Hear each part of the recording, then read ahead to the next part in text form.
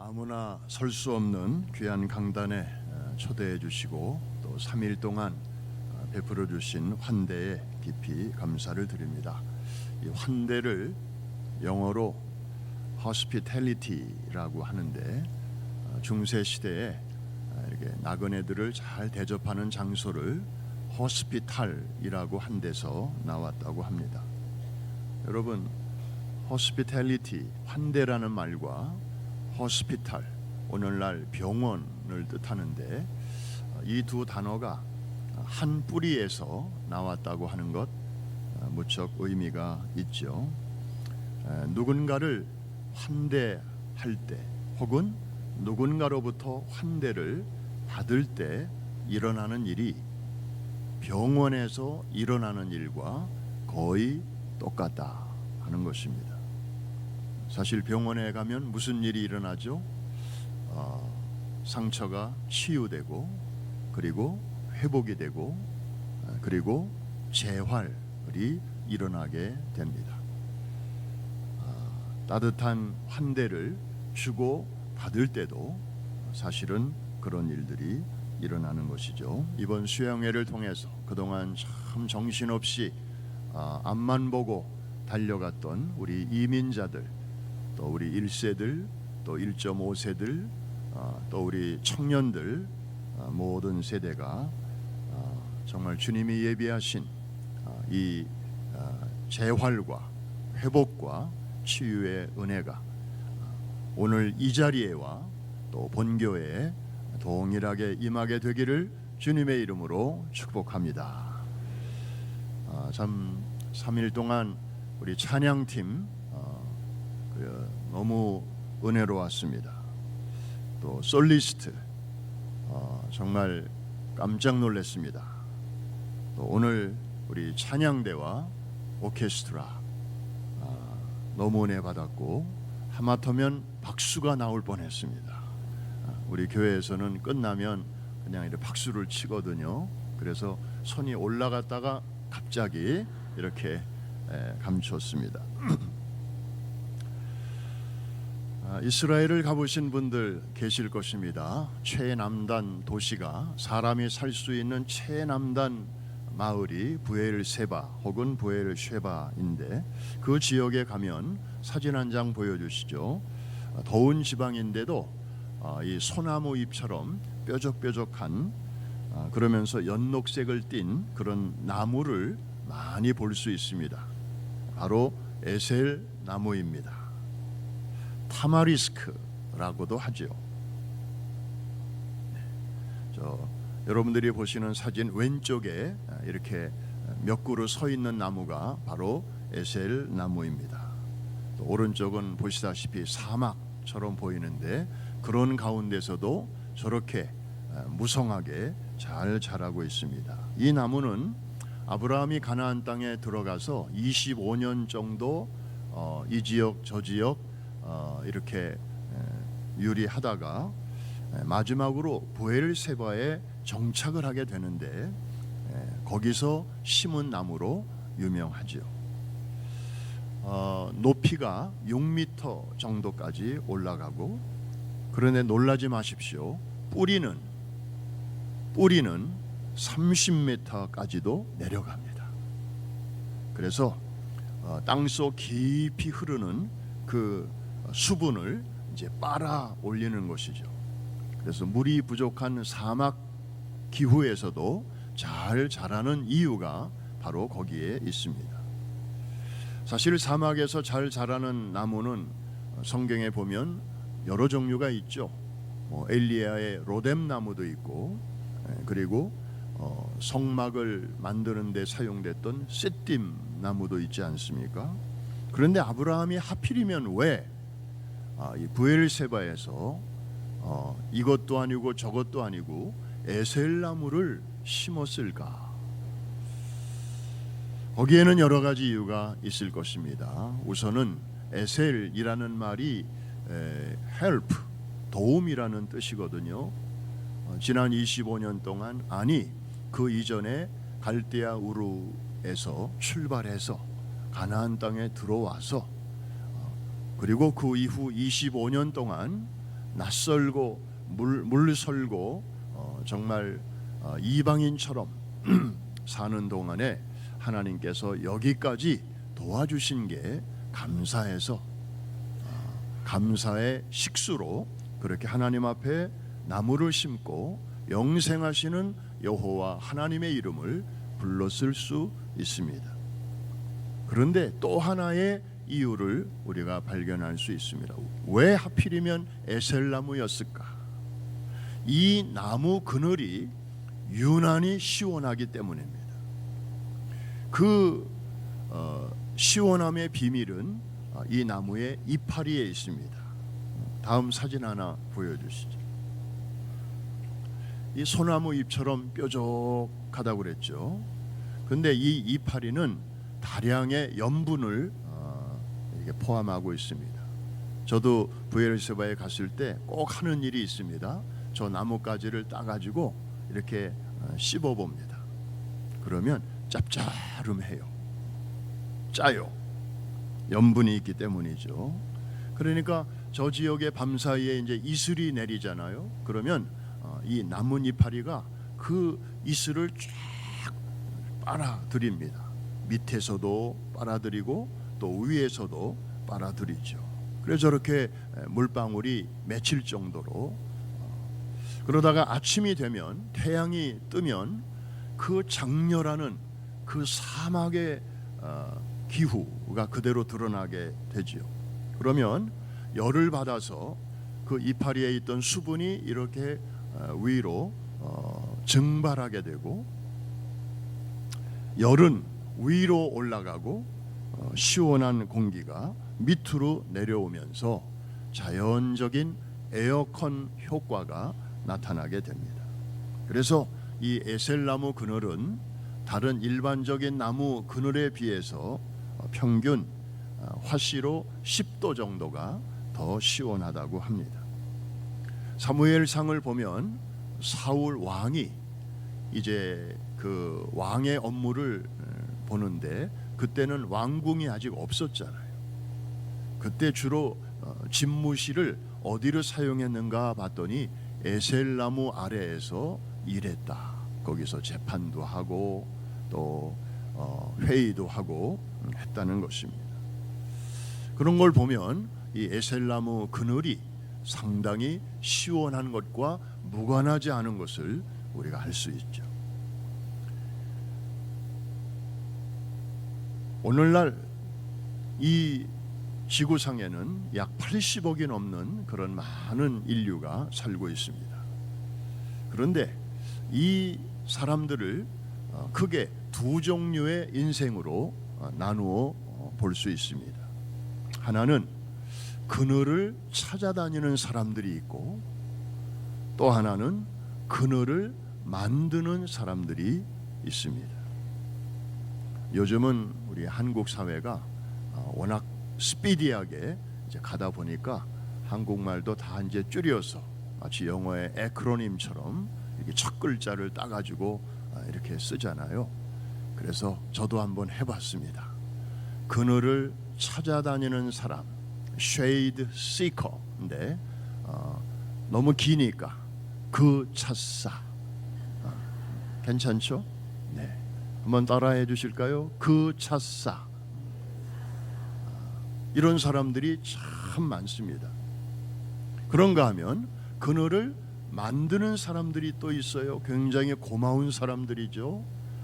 shade maker인데 또 줄여서 하면은 어떻게 될까요? 아유, 어쩜 이렇게 잘하셔요. 그래서 요새는 한국말이 더 어려워요. 뭐 애들 생선 사러 뭐 생파 가기 위해서 생선 산다. 무슨 말인가? 무슨 그렇죠. 잘 아시네. 생일 파티에 가기 위해서 생일 선물 사러 간다. 그 말을 이렇게 생파 생선 이렇게 얘기하니까 뭐 무슨 생선 무슨 고기야 또 무슨 양파 중에 새로운 종류가 나왔나 그러기 쉬운데 두 종류의 이런 사람들이 있습니다. 그 찻사 남이 만들어 놓은 그늘을 이렇게 찾아다니면서 그거 누리면서 엔조이하면서 인생을 살아가는 그런 사람들이 있죠. 그런가 하면 더위에 나가서 한 그루의 나무를 심는 그런 사람들이 있습니다. 이 중에 어떤 삶이 단 한 번뿐인 인생을 정말 후회 없이 보람 있게 살다가는 인생일까요? 남이 만들어 놓은 그늘만 찾아다니면서 배짱이처럼 그렇게 살다가 갈 것인지, 아니면 다음 사람 혹은 다음 세대가 잘 쉴 수 있는 나무를 한 그루라도 내가 이 세상을 떠나기 전에 나도 남이 만들어 놓은 그늘을 많이 즐겼으니 이제는 내 뒤에 오는 사람들을 위해서 단 한 그루의 나무라도 좀 심어놓고 가야 되지 않겠는가. 이 둘 중에 어느 길을 선택하느냐에 따라서 그분의 전체 생애, 그리고 특별히 남은 생애의 질과 품격과 그리고 무엇보다도 평가가 달라지게 될 것입니다. 사실 우리 인생에 대한 최종적인 평가는 이 땅이 아니라 하늘에서 주님의 심판대 앞에서 이루어질 것입니다마는, 그러나 그 전에 평가는 이제 이 지상에서 이루어질 것인데, 그때가 언제일까 생각해 보니 저의 장례식이더라. 제가 이번에 장례식 얘기를 어찌어찌 하다 보니까 여러 차례 하게 되는데 그 이유가 있습니다. 그 지혜서에 보면 우매자의 마음은 잔치집에 있고 지혜자의 마음은 조상집에 있다, 그런 말씀이 있지 않습니까? 역설적이면서도 아주 깊은 진리가 있는 그런 말씀입니다. 장례식에 가면 누구나 철학자가 돼요. 그리고 관 속에 누워있는 내가 아는 그분의 죽음을 보면서 한 번쯤은 나의 죽음을 또 생각해 보게 되니까 굉장히 생산적이고 의미 있는 그런 시간이 될 수밖에 없는 것이죠. 정말 멋진 장례식을 저는 많이 봅니다. 자녀들이 만들어 놓은 그 추모 영상 사진에 보면 저 중남미의 교회가 없는 지역에 그 조그마한, 우리가 볼 때는 뭐 원두막처럼 보이는 작은 교회지만 우리 어머니가, 우리 아버지가 지은 교회예요. 참 자랑스러운 모습으로 그 사진이 이렇게 지나갈 때가 있습니다. 아프리카의 우물이 없는 그 마을에, 그래서 아이들이 또 주민들이 짐승들이 먹는 그 야산에 고인 그런 물을 먹던 지역에 또 학교 안에 뭐 한 미국 돈으로 한 4,000불 정도면 우물 하나 또 팔 수 있으니까, 그러면 그렇게 해서 이제 우물을 하나 파고 그 우물에다가 또 이렇게 자기 아버지 어머니의 이름이 적혀 있는 그런 사진이 이렇게 지나갈 때, 그리고 캄보디아에 가면 이 집 없는 사람들이 또 많이 있잖아요. 미국에는 홈리스가 있지만 캄보디아에는 하우스리스가 참 많습니다. 나면서부터 집이 없는 거예요. 홈리스는 집이 있었죠. 살던 집이 있었는데 어찌어찌 하다가 거기서 이제 나와 사는 사람을 가리키지만 아예 원래부터 집이 없는, 그냥 나무 밑에서 거기서 애 낳고 그 아이가 개와 닭들과 함께 자라면서 그냥 거기서 그냥 성장하는 그런 사람들이 많은데, 그런 지역에 또 집 한 채 한 5,000불이면 또 지어줄 수 있다니까, 그렇게 해서 그런 사진들이 이렇게 지나갈 때 정말 그 만사 그늘을 만들어 놓고 간 한 위대한 크리스천의 생애를 우리는 보게 됩니다. 반대의 경우도 있다고 그랬죠. 그 집례자를 난감하게 만드는 그런 삶은 제발 살지 맙시다 하고 제가 엊그제 말씀을 드린 적이 있습니다. 미국에서 있었던 일인데요. 남편이 죽어서 지금 장례가 진행 중에 있습니다. 맨 앞자리에 아내가 앉아 있고 그 옆에 그 딸이 앉아 있는데 목사님이 이제 이렇게 고인을 추모하면서 말씀을 전하시는데 자상하시고 가정적이고 또 남들에게 되게 따뜻하게 친절하게 사랑을 베푸신 분이었습니다. 뭐 이런 얘기를 쭉 할 때 앞에 앉아 있는 부인이 고개를 막 이렇게 그래서 목사님은 남편을 잃은 슬픔에 너무 이게 슬픔이 커서 이제 그러시는가 보다 하고 이제 더 이제 막 이렇게 그 고인을 추모를 했어요. 그랬더니 이 부인이 계속해서 고개를 흔들다가 갑자기 자기 딸에게 한마디 합니다. 야, 저 앞에 관 속에 누워 있는 사람이 네 아빠가 맞는지 가서 확인 좀 하고 와라.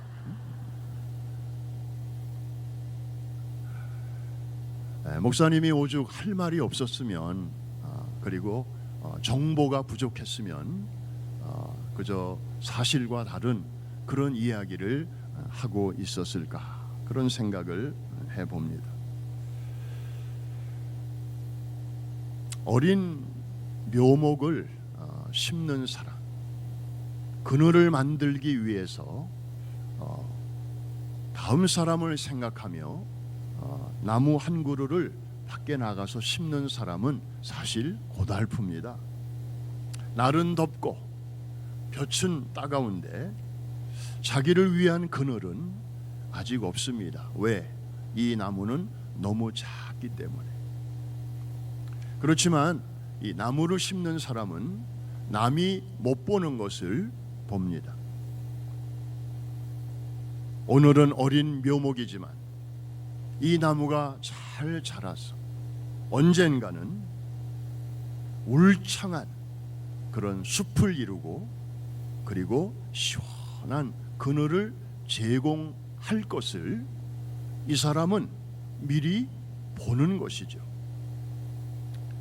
누군가가 그 그늘 아래서 땀을 식히고 그리고 새 힘을 얻을 것을 상상만 해도 아주 신바람이 납니다. 우리 사진 한 2장 사례로 좀 보여주실래요?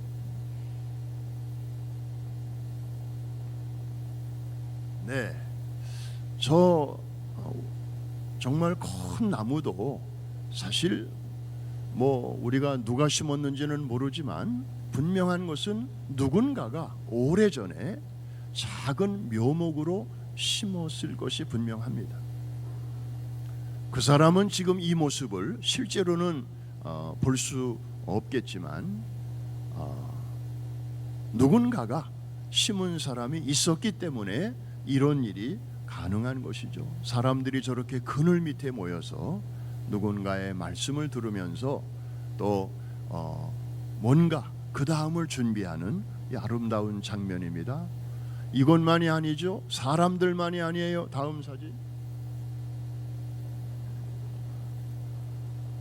우리 짐승들도 양들도 저렇게 그늘을 아니까 저 그늘 밑에 와서 또 자기들도 이렇게 재충전과 쉼의 시간을 갖는 것이죠. 얼마나 아름다운 모습인지 모릅니다. 우리 영생교회 성도님들 여러분들도 한 가지를 기억할 것이 있습니다.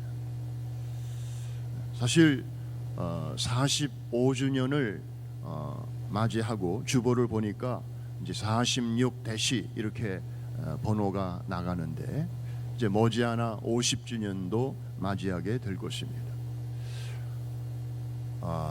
필라의 대표적인 교회로 오늘과 같이 우리 영생 장로교회가 이렇게 우뚝 서고 또 많은 사람들이 이 교회를 통해서 예수님을 만나고 구원을 받고 또 아브라함 세대와 이삭 세대와 야곱 세대 그리고 오고 오는 세대들이 이렇게 이곳에서 양육을 받고 예배를 드리고 선교를 하고 그리고 봉사와 섬김을 실천하고 뭐 교인들만 오겠습니까?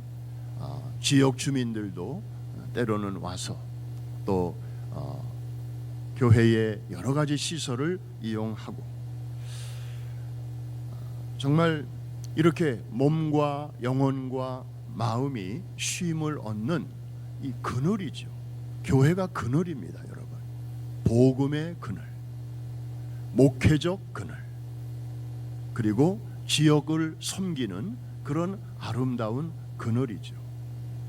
교회가 이런 섬김을 잘 할 수 있기까지는 누군가가 어린 묘목을 심고 그 땡볕에 나가서 자기를 위한 그늘이 전혀 없을 때부터 이렇게 나무를 심었기 때문에 오늘날 우리가 그 그늘 밑에서 땀도 닦고 또 이렇게 쉼도 얻고 또 그 다음을 위해서 준비를 할 수 있는 것이죠.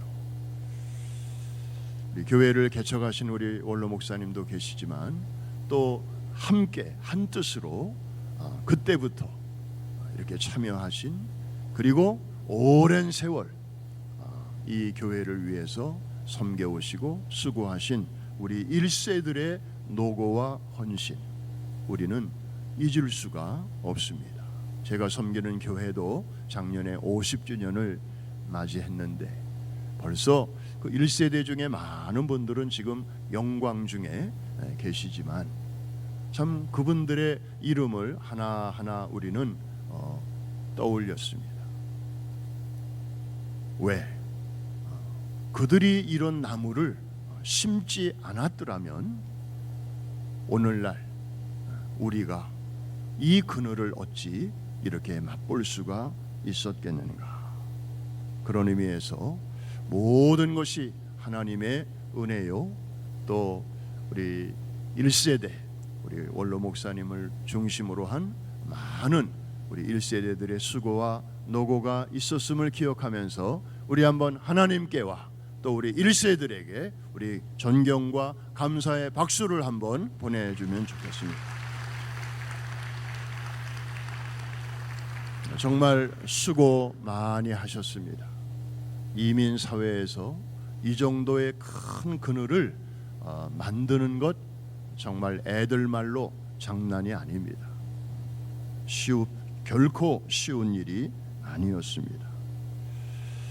다음 사람, 다음 세대를 위해서 오늘 땀 흘리며 또 그늘을 만들어가는 우리 시대의 그 만사들에게 예비된 특별한 보너스가 성경에 있길래 여러분과 함께 나누고 싶습니다. 바로 전능자의 그늘입니다. The shadow of the Almighty. 전능자의 그늘. 그 말씀이 바로 시편 91편 1절에 나오는데 우리 같이 한번 큰 소리로 읽어보실까요? 시작.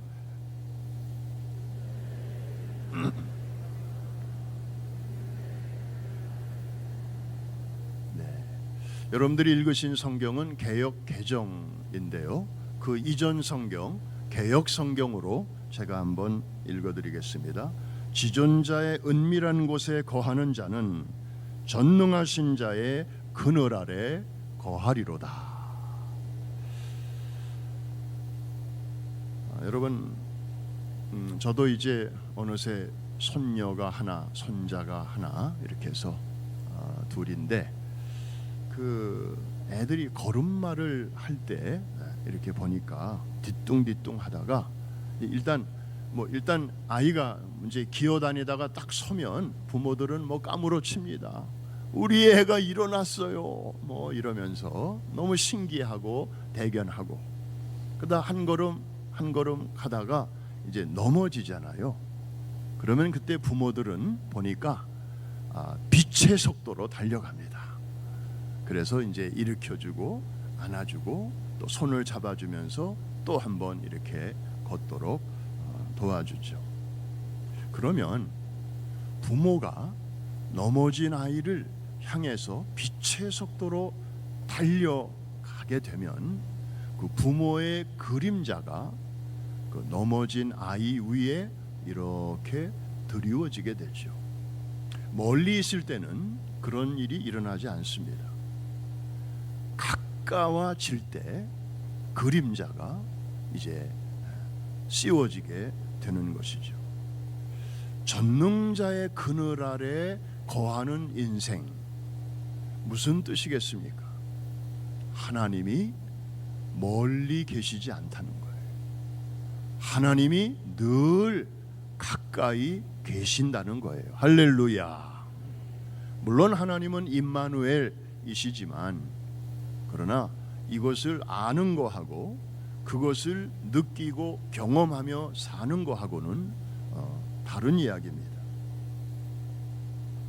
그래서 정말 이 하나님이 늘 함께 계시는 인생, 이 인생이야말로 가장 행복하고 또 축복받는 그런 인생이 아니겠습니까? 좋은 일이 있을 때나 또 어려운 일이 있을 때나 힘든 일이 있을 때나 또 골짜기에 있을 때나 하나님이 나와 늘 함께 계신다. 이게 바로 전능자의 그늘 아래라고 표현된 임마누엘의 그런 삶이죠. 그래서 누군가가 별명을 붙였어요. 시편 91편 1절을 신앙인의 911. 미국에 사는 우리는 금방 감이 오잖아요. 제가 한국에 가서 신앙인의 911 그랬더니 아무 반응이 없더라고.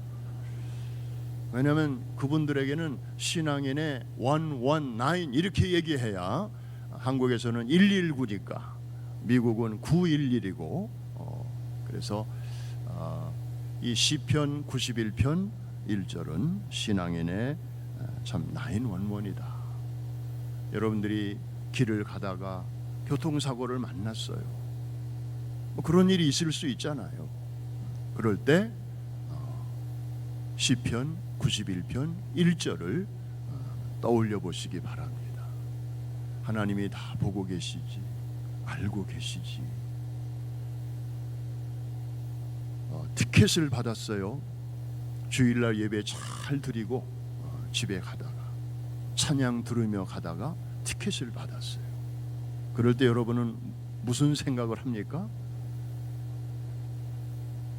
재수 더럽게 없네 오늘. 그 도대체 이게 뭐야? 주일날 예배 잘 드리고 다른 일 뭐 여기저기 놀러 가자는 유혹도 다 뿌리치고 예배 드리고 가는데 웬 티켓? 우리 그렇게 안 믿는 사람처럼 생각해서는 안 되잖아요. 그럼 어떻게 생각하면 좋을까요? 전능하신 하나님이 다 보고 계시고 섭리하시는 가운데 일어난 일이니까, 아하, 내가 지금 너무 은혜 받고 신나서 나도 모르게 악셀을 밟았나 보다. 이대로 가다가는 더 큰 사고가 날 수 있기 때문에 하나님께서 우리 폴리스 아저씨를 통하여 이렇게 브레이크를 밟을 수 있도록 까짓거 뭐 몇십 불 벌금 있을 수도 있는 사고에 비하면 이거는 아무것도 아니지. 하나님이 어련히 알아서 최선의 방법으로 내 가는 길을 이렇게 막으셨을 거야. 어때요? 그려 안 그려? 좀 예수 믿는 사람들은 만왕의 왕이신 하나님의 아들 딸들인데 좀 이렇게 think big, 좀 대범하게 생각해야지. 뭐 은혜 받을 때는 그저 할렐루야 그러다가 뭐 조그만한 어려운 일이 생기면 그저 재수 더럽게 없네 하고, 이게 세계관이 통일이 안 되면 그런 분리된 사고가 얼마든지 일어날 수 있습니다. 말씀을 마칩니다. 지금까지 우리 영생 장로교회를 전능자의 그늘 아래 지켜주시고 함께 하신 주님께서 앞으로도 반드시 그리 하실 줄로 믿습니다. 축복과 감사의 45년을 이제 막 넘어갑니다. 이제는 부흥과 영광의 45년을 향해서 달려가는 우리 교회와 성도들 될 수 있기를 주님의 이름으로 축복합니다. 그늘을 찾아다니는 인생들이 너무 많은 이때에 이제는 다음 사람을 위하여, 특별히 넥스트 젠, 다음 세대들을 위하여 한 그루의 나무를 심는 마음으로 그만사의 인생을 살아가는 우리 모두가 될 수 있기를 주님의 이름으로 축원합니다. 축복합니다. 우리 함께 찬양 같이 한번 하시고 기도할 텐데, 하나님은 너를 지키시는 자라. 아까 찬양팀이 연습하시는 것을 들었습니다. 여러분, 여기에 가사가 시편 가사 그대로 되어 있는데 한 가지 참 깊은 의미를 잠깐 나누면, 낮의 해는 알겠는데 낮의 해가 너를 상치 못하도록 지켜주신다. 그런데 밤의 달이 너를 해치 못하도록 지켜주신다. 저는 이게 통 이해가 안 됐어요. 낮의 해는 선크림도 바르고 뭐 그러면 대충 이게 보호가 되는데 낮의 해로부터도 지켜주신다. 근데 어느 자료를 보다가 유대인들은요, 어떤 관념이 있는가 하면 이 밤은 달이잖아요. 해가 아니고 달이잖아요. 달을 영어로 루너라고 표현하잖아요. 그런데 미친 사람을 표현하는 표현이 루너틱입니다. 그래서 이 어근이 같대요. 달, 미침. 그래서 낮의 태양은 물리적인 그런 위험으로부터 우리를 보호해 주신다는 뜻이라면, 밤의 달로부터 우리를 지켜주신다는 것은 정신적인, 영적인 위험으로부터 우리를 보호해 주신다는, 그러니까 아주 총체적으로 하나님은 우리를 부분적으로만이 아니라 아주 전체적으로 우리의 삶을 통째로 지켜주신다는 그런 놀라운 약속이 담겨진 그런 찬양입니다. 우리 같이 한번 부르겠습니다.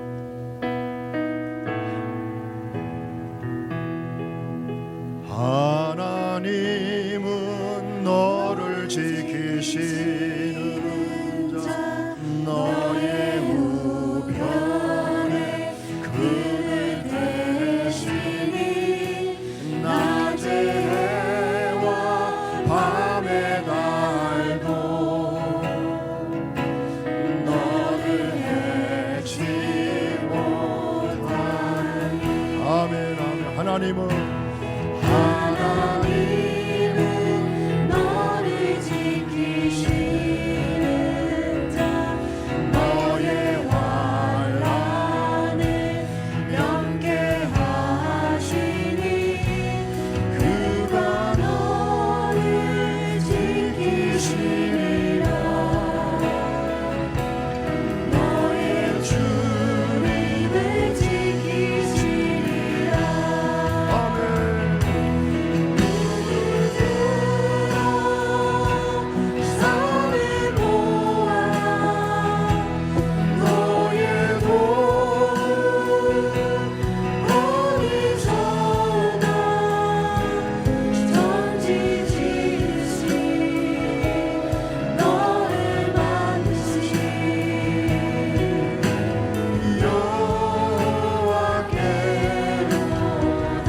다시 한번, 하나님은 너를 지키시는 자, 너의 우편에 그늘 대시니, 낮의 해와 밤의 달도